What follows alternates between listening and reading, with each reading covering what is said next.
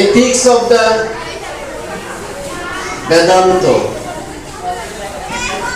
তিনি 1933 সালে আরেকটি বই লিখেছেন ইস্ট এন্ড ওয়েস্ট, পশ্চিম দুনিয়া এবং আমাদের মধ্যে যা হয়, যে সংস্কৃতি, আমাদের হিন্দু ধর্মের যে সংস্কৃতি এবং পাশ্চাত্য সংস্কৃতির যে মূল চিত্রটা তা তুলে ধরেছেন।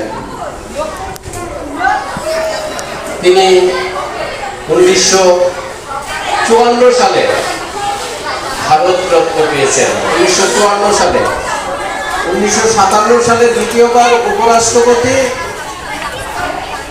তারপর 62তে রাষ্ট্রপতি হওয়ার আগেই তিনি পেয়েছেন এই পুরস্কার, ভারত রত্ন পুরস্কার। ভারতের সবচেয়ে হাইয়েস্ট অ্যাওয়ার্ড উনি পেয়েছেন।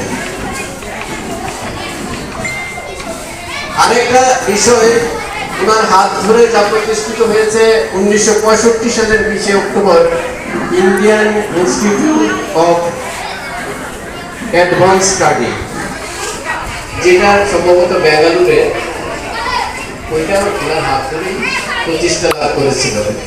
এই মহান দার্শনিক, শিক্ষাগুরু, চিন্তাবিদ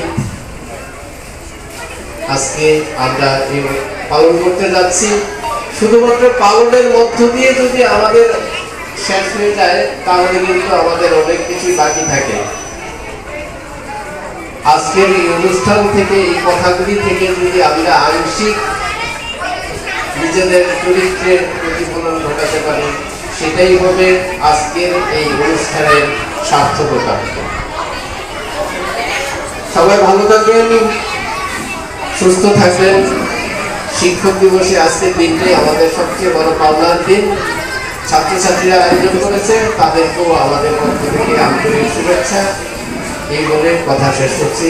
নমস্কার।